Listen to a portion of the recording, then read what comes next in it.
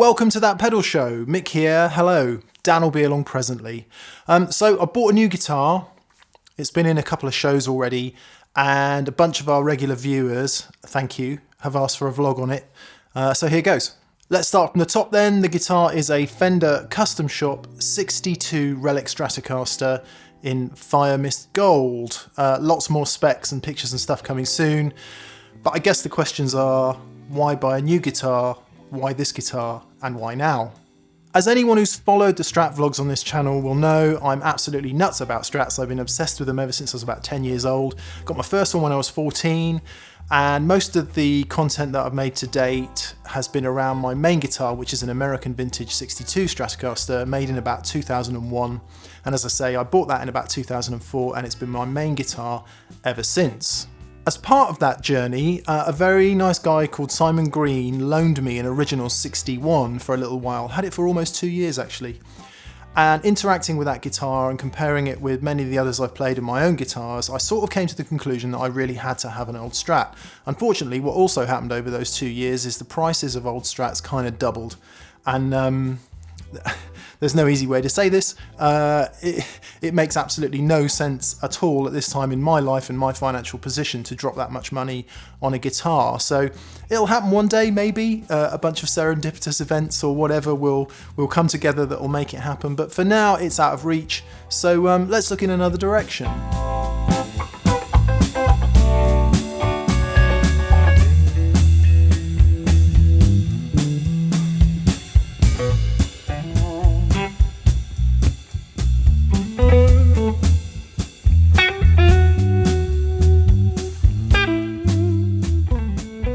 Pretty much on a weekly basis, I'll have a flick around the websites of some of my favourite Fender retailers, and that would include Andertons, it would include Coda Music, would include Guitar, and also Project Music in the UK, who usually have a great selection of new and, more importantly, used, for me and my budget, custom shop strats and American vintage, you know, the sorts of things that I'm interested in. And like many of you, what are we waiting for? We're waiting for the Holy Trinity.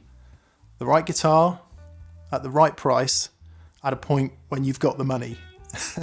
It's a pretty rare occurrence.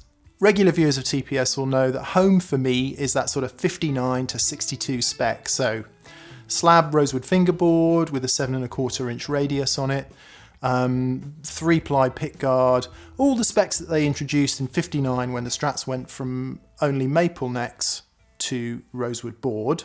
And that comes off the back of a sort of very privileged life in being involved with guitars professionally ever since my early 20s. I was lucky enough to rise, I guess you would say, to editor-in-chief of Europe's biggest guitar magazines at the end of kind of the best part of 2 decades working on guitar magazines. So in that time, I played everything.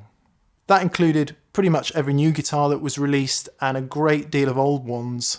And from my own playing life, the kind of access to instruments I had through that job, I've just arrived at this point, having played so many guitars now, that I know that what works for me is that clunky old design.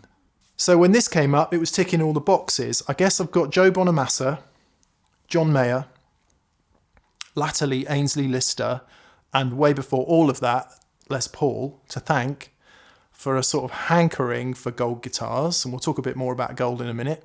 But the main thing that drew me to this guitar is the neck. Okay, I'm just watching the edit back before I hit output, and I'm talking about neck profile and depth a lot, so I can already see a million comments going, what's the depth at the blah blah fret? I'm going to measure them both now and put the details on the screen. Bear with. I'm arbitrarily going to measure at the 1st, the 4th, the 7th, the 10th and the 12th fret, and I'm going to measure in the center of the fingerboard between the fret to the back of the neck, and I'm going to use these calipers, which are accurate enough, I guess. So here you go. I won't subject you to all of it, but you can watch me do the first one. On 0, center of the fingerboard, back of the neck, right in the center. And we're going to say 21.55 millimeters for blue. I shall continue thusly and report back presently.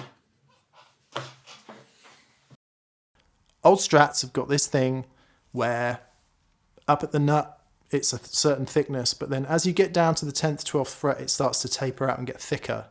That's been designed out on a lot of modern guitars because it's sort of, I don't know, maybe it's considered old-fashioned, but it's something that the more that I played, the more I realised it was a big factor in what I loved so much about the vintage Strats. This one has it. Further, it's got plenty of lacquer on the back of the neck as well. A lot of modern custom shop Strats, they take a lot of the lacquer off sort of in the mid part of the neck there. Loads of people really love it because it makes it lovely and slick to play, and people find the lacquer too sticky. For me, I don't like it so much. I don't like it aesthetically, and I don't like the way that it feels. I really like good worn lacquer in the way that the old ones did. This guitar has got lacquer on the back of the neck and it's not all worn away. I really like that. And the last thing that really drew me in, and the thing that made me click reserve and pay the deposit, was the published weight of the guitar, which was 7.1 pounds. It's unusually light for a Strat. All the guitars that I've liked most in my life have been on the lighter side for that particular model. Now, it's not to say it's universally better, because many people prefer heavier guitars. Many people don't care either way. I've got to the point where I've played so many guitars now, I always like the light ones. Unfortunately, it was a typo. It's not 7.1 pounds, it's 7.8 pounds, which is right on the edge for me with a Strat. I'm still kind of deciding whether I can live with that or not. It all comes down to how the guitar performs from here on in. And the last thing is pickups. This is going to sound weird, but I don't really care what's in it because I'm probably going to change them anyway. As it happens, this one's got Texas Specials, which would never be my first choice for a Strat pickup, even though loads and loads of people love them. So I don't want to diss them. I don't want to say that they're in any way inferior to any other Strat pickups out there. Just they're not my personal taste. And I guess we should talk about the Relic thing. It still makes me laugh how angry people get about it. And there will be comments in this feed about people just not getting it. And I totally understand that people don't get it. For me, it's really simple. I don't like new guitars. I don't like the way they feel. I don't like the way I'm afraid of them. And I don't like the way I don't connect or go at the guitar with the same gusto that I would go with one that's worn in. What's the noble thing? Play it, man. Do loads of gigs. Put your own wear on it. Then it's authentic. Yeah, I agree with that. I am almost 48 years old. I don't have enough years left in my life or gigs left to do that to a guitar. You know, I'm not playing 4 nights a week anymore. That was when I was 18. You know, I'm lucky if I play, well, at the moment, I'm lucky if I play 4 times a year, but certainly 4 times a month would be a good shout. And that's never going to be enough to wear a guitar like that. So I like it. I don't like the ones that are destroyed. I don't like the ones that are worn to hell. I personally like the ones that have got enough dings and scratches that when I bounce it off a light stand or a tripod or an amp side or all the things that happen in our daily lives, I don't care about it. I engage with the guitar fully and it makes me want to play it. That is why I like Relic guitars. But I do get that lots of people just don't understand it. It's all good. You don't have to buy one. Right. Rewind. Good morning, Mick here. I'm just arriving at Shangri-La. It's raining. I've got to put some things in the car because today I'm going to Andertons and I'm going there for 2 reasons. One is we're going to do a live stream with Lee and Pete from about 5 p.m. 2, it's new guitar day and I've spent my breakfast time researching Fender's gold colours down the years. That's all me business packed up. Hard to know what to remember. Everything in the back of Berta, caffeinated beverage. It's 100 miles to Guildford. I got half a tank of gas. It's not dark and I'm not wearing sunglasses. Hit it! I'm stuck at some traffic lights and Annie Lennox has just come on singing Angel. What a mind-blowing vocal performance that is. In all the days before auto-tune and all that. Oh my God, somebody singing. Unbelievable.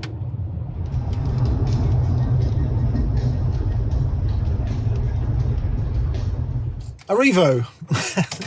I'd like to say thank you to Adam Duritz and Dan Vickery of Counting Crows for the amazing live album from the mid-90s, VH1 Storytellers, and also to Mercedes-Benz for making brilliant cars in the mid-2000s which are comfortable and quiet and surprisingly good value. Okay, Arrivo. Woohoo!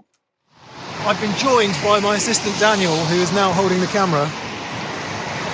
We're on new mask laws. Don't get funny about it. It's the law. We're going to go in.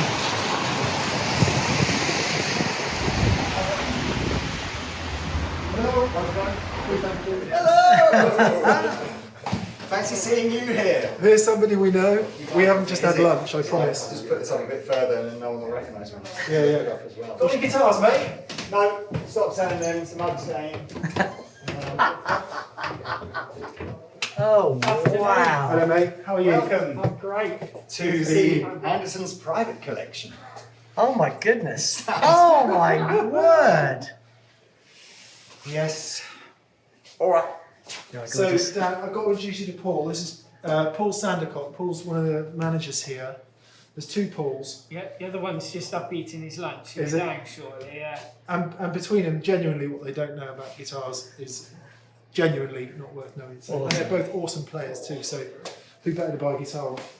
Well, do you want to see it? Yes, please. We're going to have another opportunity to have no customers in the store for 3 months, or at least that's what we thought at the time. So, Thumbs of destiny. Oh, here we go.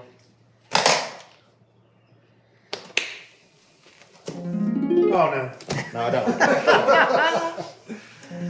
Oh mate, look at that.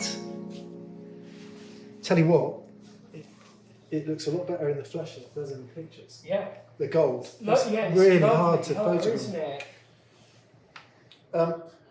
In the ensuing vlog, I will explain the colour and the history of Fender's gold finishes.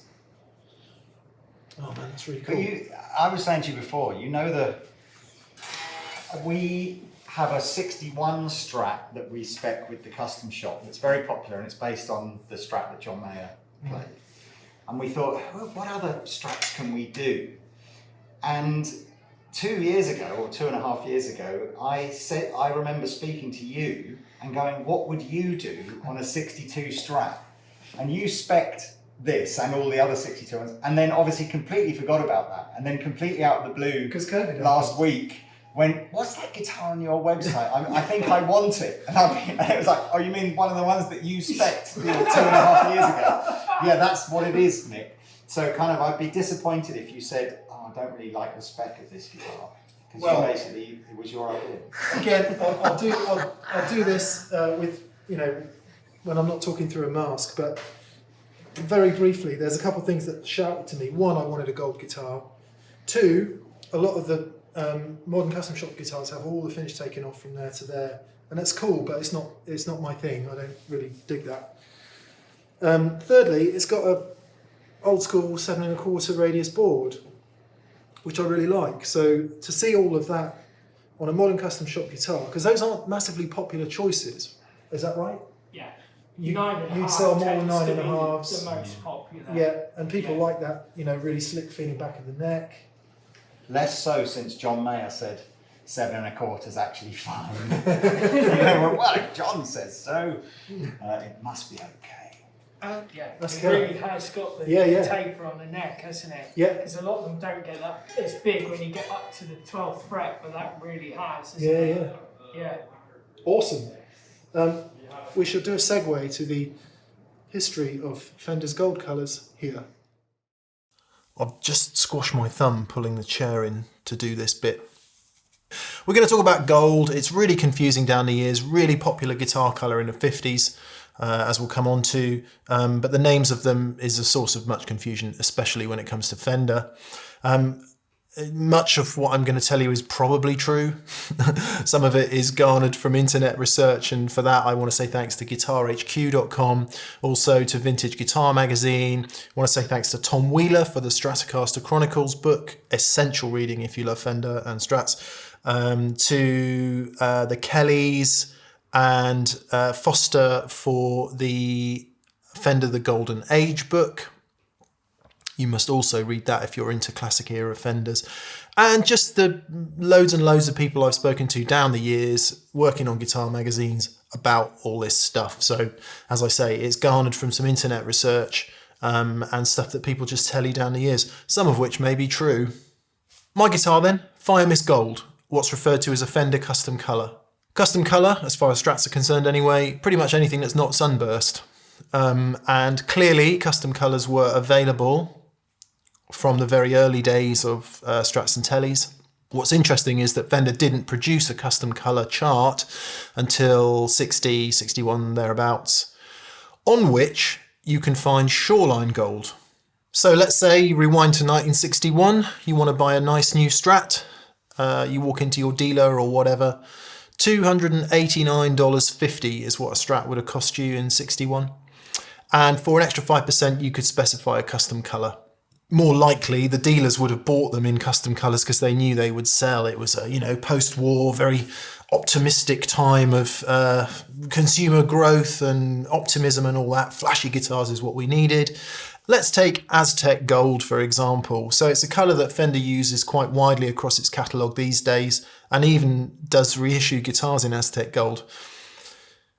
It wasn't officially a Fender custom colour. It was around from 1952, used on Buicks. And of course, why is 1952 interesting? First year of the Les Paul, first Les Pauls were gold. Were they Aztec Gold? Maybe. Could have been any number of hues probably. And that's the way custom colours worked down the years. They weren't specified. Fender didn't actually start using Aztec Gold officially, or at least we can't find it specced, until the mid-80s or early 80s. Mentioning cars is really significant because just as the JRC 4558D chip wasn't made for the Tube Screamer, nor the AC128 germanium transistor for the fuzz face, so the custom colours of the days weren't made for guitars, they were made for cars. And I guess the guitar companies would just use whatever was popular on the cars of the day. So we get to 60, 61, Fender says we need to standardise these colours instead of them just being, whatever we can find at the time. And for the first time specifies the DuPont paint codes on the custom colour chart. DuPont is the manufacturer of the paints from that period. On that first custom colour chart from 60 or thereabouts, you will find Shoreline Gold Metallic. No Aztec Gold, no Firemist Gold, no HLE Gold, no other golds. Shoreline Gold Metallic, and it had a DuPont paint code of 2935L. Let's take another DuPont paint code, my favourite Sonic Blue 2295, Duco 2295. And these stipulations of Duco or L, which means lucite, is really important. Duco is nitrocellulose lacquer, and it's what they were putting on cars. You're there in LA, you walk into a car dealer and you buy a flashy Fiesta Red T-Bird. You stick on your Ray-Bans, you slick back your hair, you hammer up and down Sunset Boulevard, and all is awesome. You've got a flashy red sports car in beautiful nitrocellulose Fiesta Red. What then happens? California sun bakes it all day long. The cold nights cool it. It cracks. Not only does it crack, it fades. It goes pink and cracked, which is really, really cool on a guitar. But if you'd bought a new car that had done that, you'd be really, really hacked off. So the paint manufacturers start developing acrylic paints. Acrylic paints, less prone to cracking, more colour fast. And if we think about those fading reds, it's kind of significant down the years, right? With, Fiesta Red Strats that go pink, with Les Pauls that lose their red and become lemon because the colour has faded down the years. Not to confuse that colour fading with the yellowing effect of a nitro top coat. So the classic example of that would be, a Mustang or a Jazzmaster or a Strat or a Telly or any other Fender guitar, P-bass, J-bass, finished in Lake Placid blue. Lovely, vibrant, metallic blue colour, acrylic-based paint. Some of them then had a nitrocellulose clear top coat, and over time that reacts with UV light, or at least it yellows. Blue of the guitar, yellowing top coat equals green guitar, and that explains why Pelham Blue SGs and other Gibsons down the years look green these days. In Fender's case, not all of the Lake Placid blue in this situation was finished with a clear top coat, so some of them are still really blue and some of them have gone green, and it wasn't just Lake Placid blue, it was other colours too. So don't confuse fading with yellowing. In any case, Candy Apple Red, Lake Placid Blue, Shoreline Gold Metallic, Inca Silver, lots of the metallic-y colours are acrylics, and your flat colours, your surf and foam greens, Daphne and Sonic Blue, Fiesta Dakota Red, Nitrocellulose. Hang on, acrylic? Did I say acrylic? When all the vintage guitar nerds out there are banging on about nitrocellulose lacquer and how sacrosanct it is? Yeah, don't get acrylic confused with polyester. It's not the same thing at all. And at this point, it's worth looking at what the paint is made of, essentially. You've got three main components. You've got the pigment, the colour. You've got the binder, which is what binds it all together and sticks it to the guitar.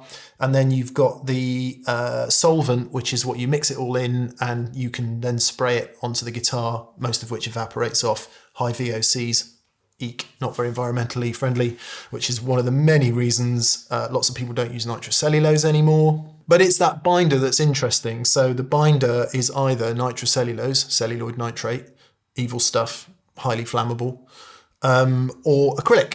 And the way you can tell the difference is checking that paint code. If it says Duco with a 4-number code, it's nitrocellulose. If there's no Duco and it says, I don't know, in the case of Shoreline Gold, 2935L, L means lucite, lucite means acrylic. Back to our golds then. So 1960 Shoreline Gold was available on that first custom colour chart. Aztec Gold wasn't. And as far as online searches that I've done throw up, it doesn't seem to appear until the early 80s. Firemist Gold doesn't appear till 64, 65 when Fender revamped the custom colour chart. One would assume in response to two sort of main drivers. One, the popularity of colours and how they were ordered and how they sold. Two, what was available to the car manufacturers and the choices that they were making. Because as we said, you know, these paints weren't made for guitar companies. They were made for car companies. Which leaves us with the anomaly that's this 62 Relic. What do we know about Firemist Gold? In 1962, it did not exist. What am I going to do? Look at that. Tom Murphy age. Oh wow. Custom. Custom 3 pickup. Oh. This is the other Paul. This is Paul. Good mate. How long have we known each other, Paul? That's Oh, blimey. I was actually going to say that's not So very good pre- writing, is it? But Pre-West. it's real. I love it. It's many years. So Paul worked in Yeah, because he Denmark got Street for years. humidifiers. Oh, wow. Everything. He's also a Yeah. completely killer guitar player and also has a stupid guitar collection.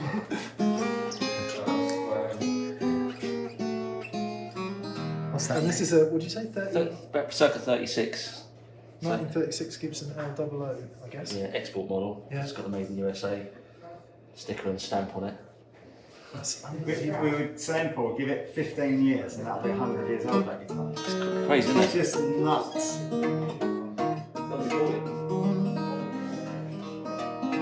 I can't believe how well it plays. I know.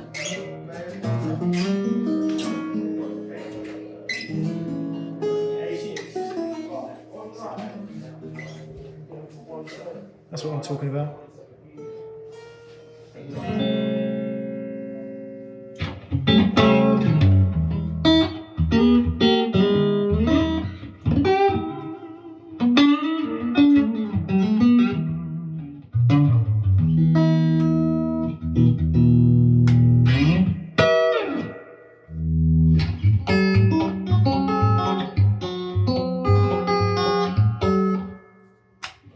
Yeah, cool.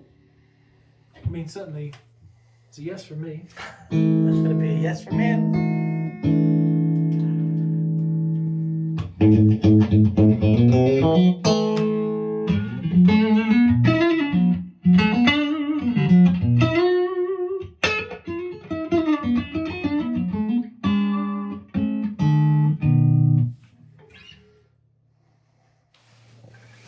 Oh yeah, the neck's fantastic.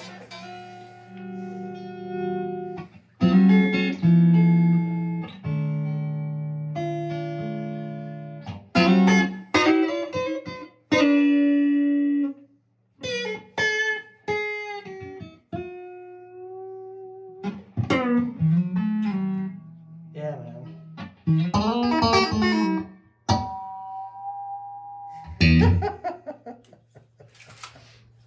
That is one of the nicest Strat necks I've ever played. It's nice, isn't it? It just feels so solid. Yeah, it does. I think there's a That's beautiful. bit of weight in that neck. Kind of, what's the saw on it?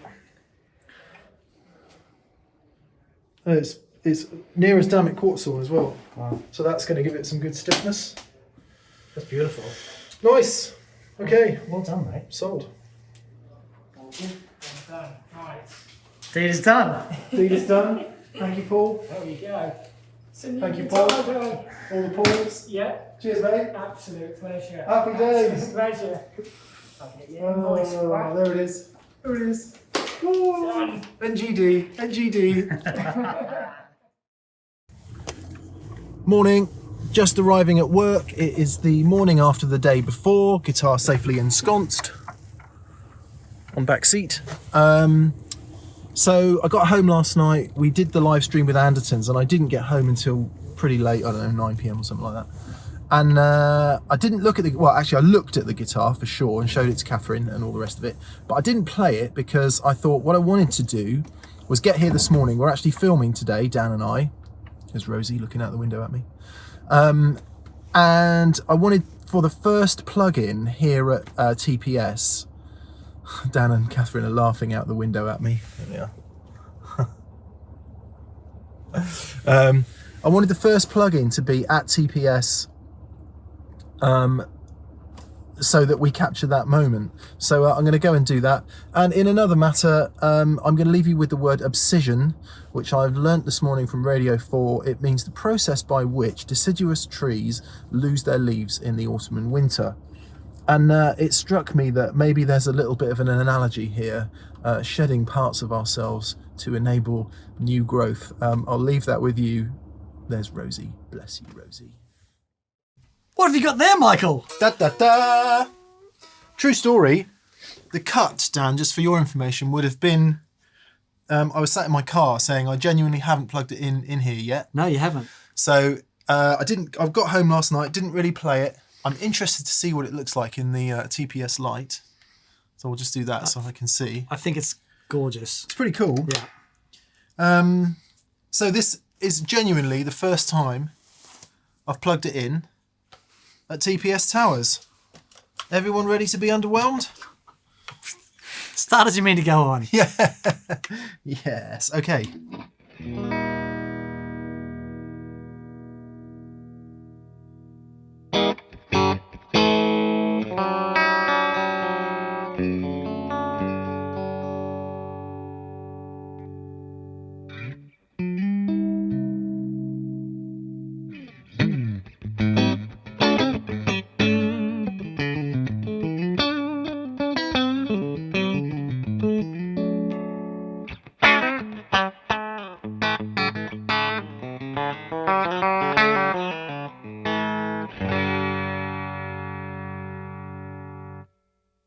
Lot of bottom end. It sounds massive. Lot of bottom end. Might have to do something about that. Can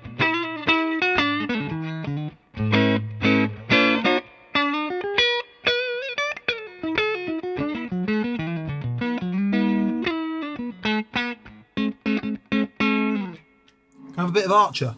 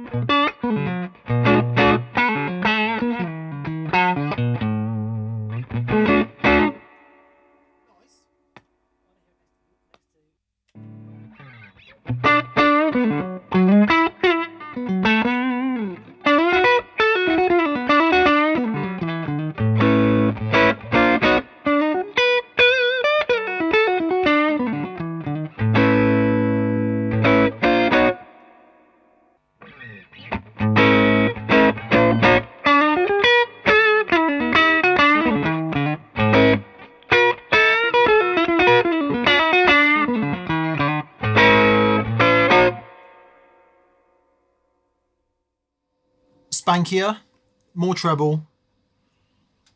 Well, yeah, a bit more live, I would say.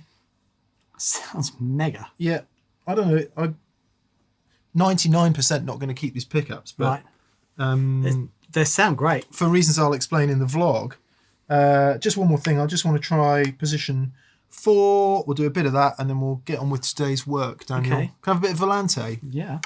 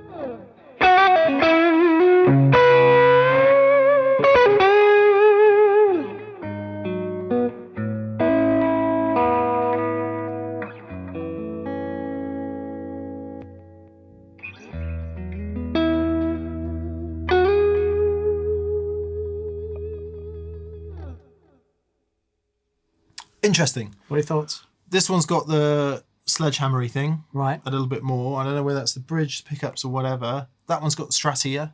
Yeah, this has got more bass. Yeah, it definitely's got that twangier thing going on as well. But this has got the chewy Strat thing that I like, which is absent from that at the moment. Interesting. So we'll see. We'll see. In the rest of the vlog, I'll discuss a little bit about the pickups and what makes those Texas specials so interesting, and the reason why I will probably change them. Okay. But what about feel? That neck is fantastic. It's taken me a minute to get used to because, again, I'll discuss this in the rest of the vlog, but it's amazing, this neck. It feels so solid. Quarter sawn as well. Yeah. So it just feels so together. Do you have a quick go before we give up? Yeah, totally. Totally.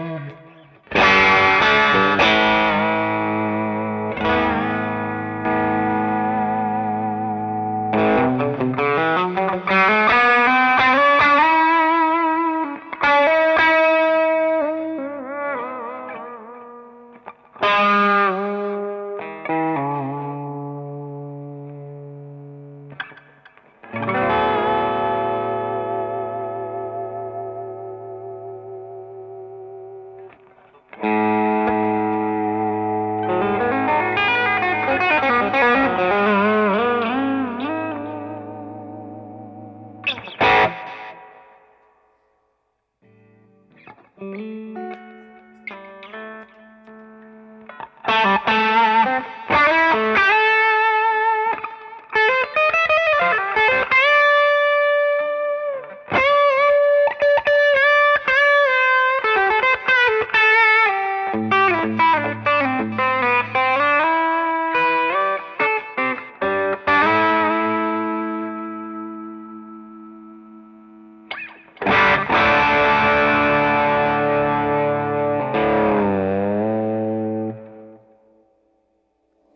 sounds miles better from where I'm sat.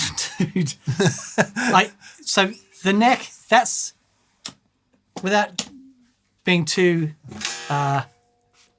what's the word? Effervescent. Well, yeah. An effervescing elephant. Without being an effervescing elephant, that is easily one of the best Strat necks I've ever played. That taper, Thanks, mate. I cannot believe the difference that taper makes. Yeah, yeah. Well, It's for really years they amazing. didn't do it, and it's one of the things that made me go, yeah, I'll have that. Yeah. I just felt instantly connected with it. Nice. Really lovely. Good. Well done. Definitely. So what I'm hearing there immediately, let's say this.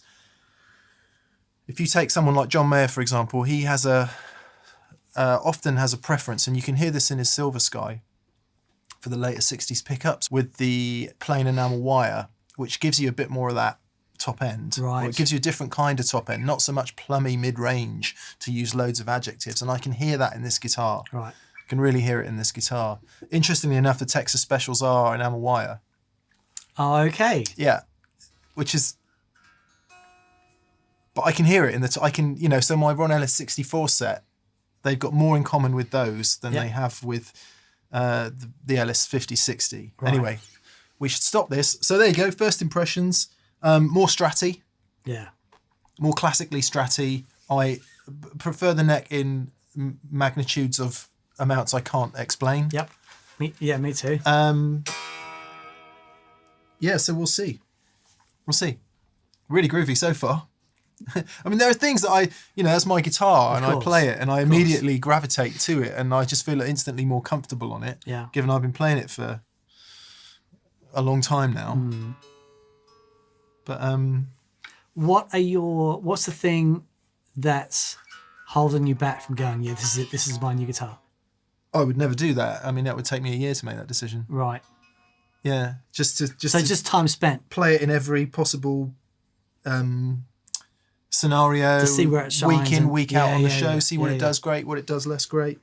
And for non-Strat fans out there, you'll be laughing your socks off at this point because Strat's a Strat, isn't it? But when you've been playing them for as long as I have, and when you course. played as many as I have, you realise that they're as different as, Yeah. as anything. So Well, cool. I'm it's happy. beautiful. I'm really happy. Yeah. Right. Next bit of the vlog.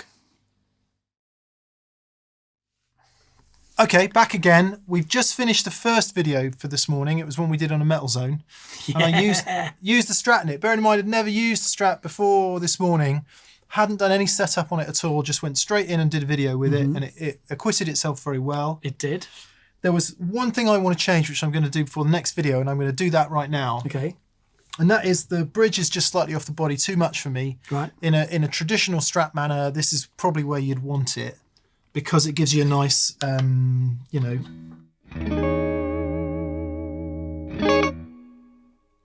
I hear that chord, I think, oh, what kind of love is Nice. I think it's Blondie. yeah. It's very nice. That would, arguably a better use of it. Anyway, he said, massive Stevie Ray fan. But the problem is when I play my one of my licks that I play all the time. Sorry, this is what happens.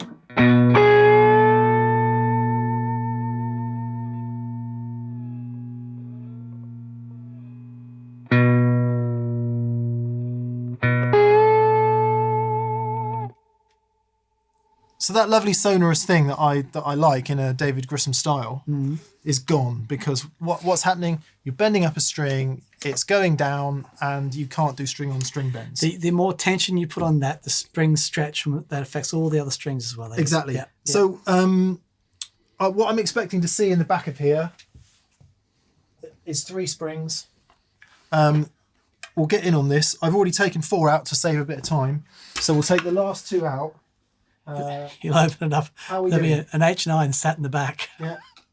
So here we go. I'll just take these take this one out and then it'll flop down.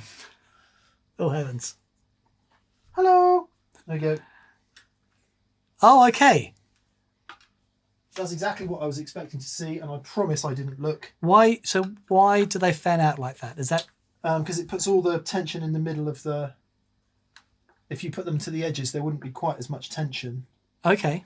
And you'd have to screw the screws into the guitar. You won't be needing that anymore. So now all I'm going to do is I'm going to move this spring. I don't know even if I'm strong enough to do this. Yes, Ideally, you are. what you would do is de-string the guitar, take the tension off all would of you? that, and do all of that. What I'm actually going to do is jam my hand underneath the trem arm. Do you want me to hold the trem? No, No. because Okay. I think the contortion of this is almost as much fun as doing it. So I hold the trim arm there like that, so it can't go forwards. I'll then pull this spring off. I'm going to attach that one on there. Spring off by Michael Oh, man, Taylor. that's hurting my hands. I'm going to attach that one on there and pull this one off. I'm going to attach that one. Come on there. And because I'm a good boy, I've got one I prepared earlier. Are they special springs? No. So now it's got 4 in, right? Right. What that would have done is pulled the bridge back towards the body a little bit. Make it sharp. Still wants to go a bit more.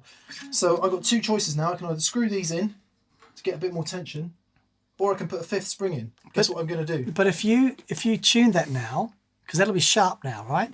So if you tune that, the bridge will go back, A little bit, yeah. but not enough to. Give us an E. La, la. Close enough for rock and roll. So if I now do my David Grissom thing.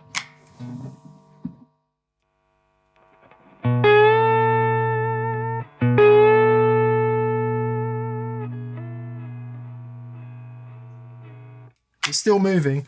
So as I said, I've got 2 options. I can either screw those 2 screws in a bit, or I can put a 5th spring in. I'm going to put a 5th spring in because all my Strats have 5 springs in. Hold on. That's your built-in reverb trick. Thankfully, there were 2 spare ones in the case. Oh, were there? Yeah, they always give you 5. So again, I'm just going to attach this one in there like that, and that should pull that pretty much back on the body. Right. From experience, this will now be sort of kind of where I like it. Right.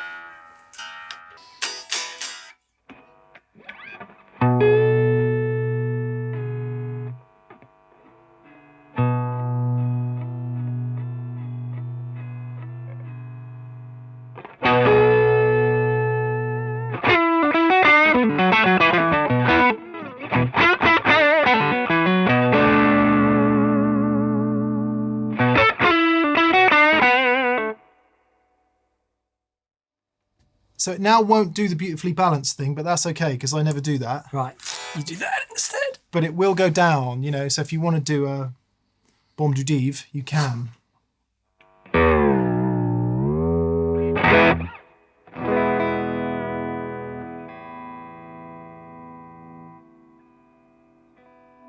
I don't make them like they used to, Mick.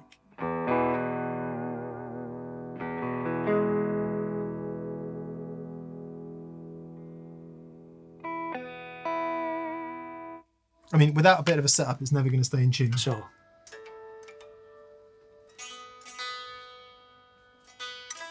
Do any Fender guitars come set up from the factory? All of them. They all come set up. They just come set up how I don't like them. Okay.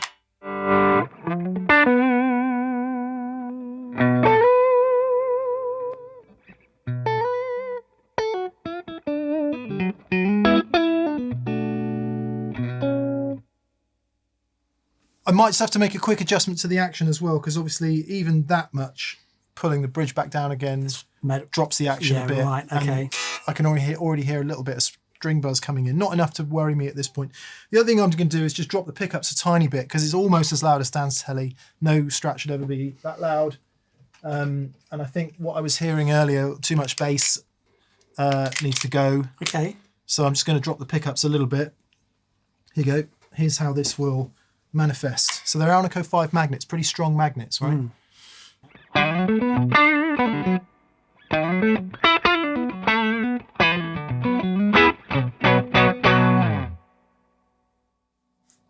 It sounds good. The Archer's on, so the bass isn't quite as voluminous as it was earlier, but anyway. Voluminous. So we'll go down a little bit there. I'm going down about a millimetre, half a millimetre on both sides. It's not a huge amount. You might be tempted to say that won't make any difference. I can tell you that it will. They've got like surgical rubber tubing over the screws, right? Yeah. Was that what they had in the 60s, or did they have springs? Yeah, the rubber tubing. They've always had the rubber tubing, okay. I won't put the bridge one down for obvious reasons, because you want a bit more poke from the bridge. Plus, it's less susceptible to wolf notes because it's all the way back there, not here. Yeah. So.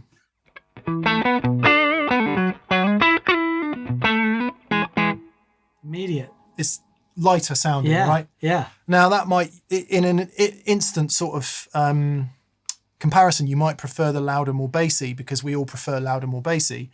But as it gets louder and I pile the gain on and I do all those things, I know this is going to be a bit better balanced. Yeah. Completely arbitrary. It's going to take a lot more listening to and tweaking. But bearing in mind, what's the time now? 4 o'clock, and we've done 2 videos today because we're going slow. I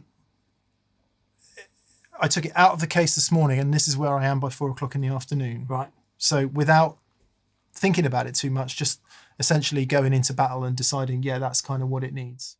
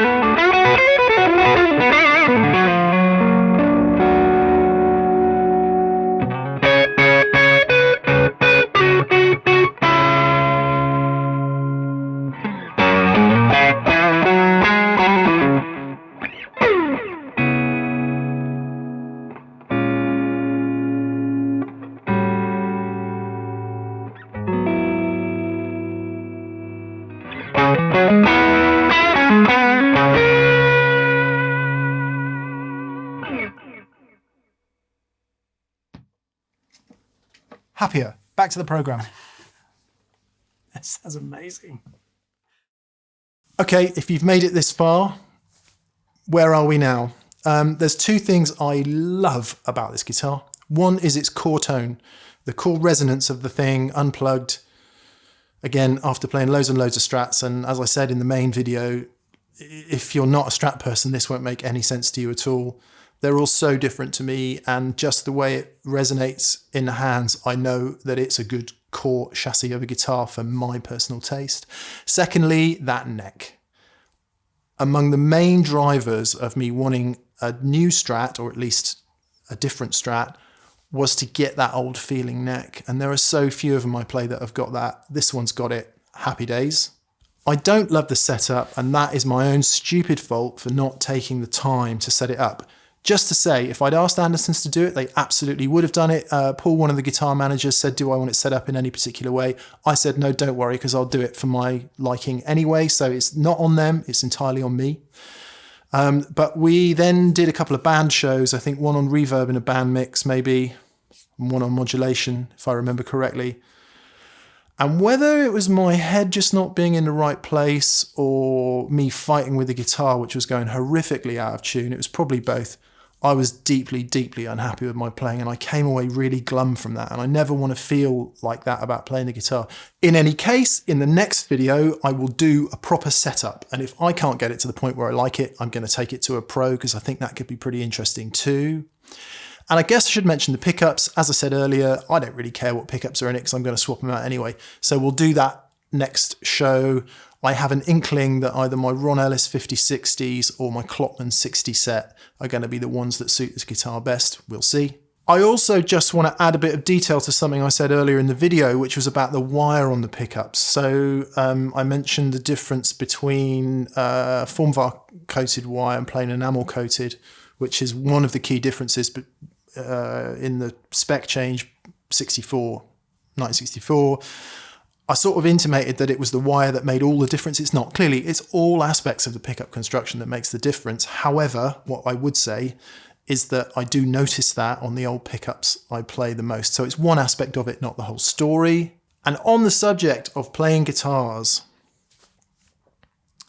I spent more time filming this guitar, talking about it, and thinking about what I'm going to do with it than actually playing it, which is just crazy. That's what needs to happen. Absolutely true story. Since December the 22nd, and it is today the 18th of January, I played the guitar for a sum total of 20 minutes. True story. It's a total waste of time, isn't it? If we don't make the time to play the guitar, there's no point in owning it. So whether the next vlog is 4 weeks or 4 months, I'm not really sure. My main job is to now play it and really engage with it. But I wanted to share the story with you so far.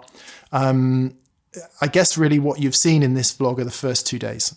So let's see what happens next. Thank you so much for watching. Please visit that Pedal Show store and pick up a t-shirt or something. That's how we fund this show. And check back Fridays, Mondays, and the occasional vlog day for all the videos we make. Okay, thanks for being here, and we will see you soon. Bye.